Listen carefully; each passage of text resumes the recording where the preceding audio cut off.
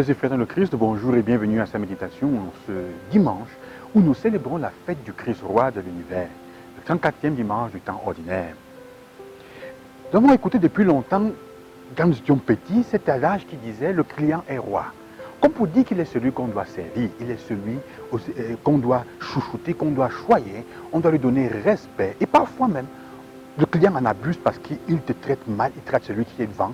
On doit se coucher devant lui, il peut t'écraser. Ça, c'est l'idée de la royauté que nous avons en fait. Une royauté comme celle de quelqu'un qui prend ce qu'il veut, il domine, il écrase et ça crée violence. L'idée de royauté que nous avons porte dans les conflits, porte à entrer en compétition forte.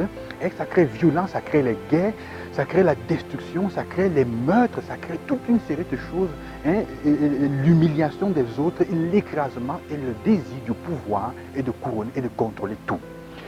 Jésus, l'évangile qui est proposé aujourd'hui pour cette fête de Christ roi de l'univers est étrange parce que c'est un évangile où on nous parle de Jésus devant Pilate au moment où il est en train de mourir. Il a refusé pendant toute sa vie qu'on l'appelle roi et maintenant il se définit lui-même au moment où il est enchaîné devant Pilate roi. Et il dit à Pilate, ma royauté n'est pas de ce monde. Et il dit à Pilate, ma royauté est un royaume en fait de vérité. Et la vérité, on ne la possède pas, on y adhère, on l'appartient à la vérité, on y adhère. Vous savez, et appartenir à la vérité, comme il dit, celui qui appartient à la vérité m'écoute. La vraie royauté ne peut être donnée, enseignée que par le Christ. Et elle semble être, quand il dit l'opposé de ce que nous disions, le client est roi. Il dit en fait, c'est toi qui sais le client qui est le vrai roi si tu le fais en écoutant la parole de Dieu. C'est toi qui deviens le roi. Le roi comme le serviteur, tous ceux qui ont responsabilité devraient le savoir, c'est pour servir les autres. Alors la question est celle-ci. Quand tu te lèves le matin et tu choisis de faire une activité, quand tu veux devenir enseignant, quand tu veux devenir ministre, quand tu veux devenir militaire, policier, quand tu ouvres ton business et que tu fais tes affaires, est-ce que le but pour lequel tu fais est d'abord celui d'être au service des gens, d'un besoin des personnes? Ça ne veut pas dire se laisser écraser, mais est-ce que c'est ça la vérité? Est-ce que ça va te donner l'humilité? Parce que vous savez, Jésus dit en effet dans la Béatitude, heureux les pauvres de cœur parce que le royaume des cieux est à eux. Si tu veux être roi, tu dois être pauvre de cœur. Donc il en fait nous fait comprendre cela. Le vrai roi, c'est toi en fait qui le fais avec l'intention que Jésus donne de servir l'autre. Quand tu crées ton activité, ton business, est-ce que tu le crées d'abord pour gagner de l'argent? Est-ce que tu choisis de devenir médecin, enseignant? Tu choisis là où tu vas pour gagner de l'argent d'abord? Notre pays est rempli de ça, c'est vrai, ne nous trompons pas. Je ne suis pas naïf.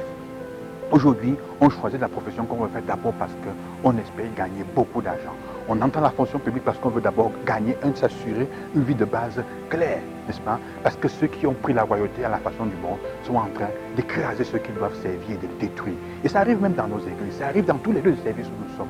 Alors toi, quand tu choisis une activité, un commerce, de monter ton business, ta société, est-ce que le but c'est d'abord de répondre à un besoin de la communauté? Parce que si c'est ça le but, tu vas devenir un vrai roi. La communauté va grandir avec ce que tu fais. Tu vas faire prospérer ta communauté. Et toi aussi, tu vas prospérer. Ce n'est pas intérêt de s'enrichir pour ça.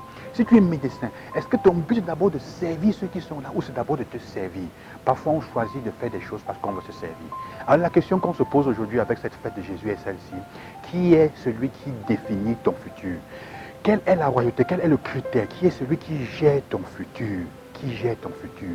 Sous l'autorité de qui tu t'es mis. Et chacun de nous a la capacité d'être roi dans certains domaines, roi à son niveau, roi là où il est, de se comporter comme quelqu'un, c'est roi qui veut le dominer et qui veut l'écraser tout. Nos rapports sont souvent construits sur des rapports de domination, des rapports de lutte, des rapports de prévalence. On veut prévaloir sur l'autre. Est-ce ça? Ce n'est pas ce que Jésus dit.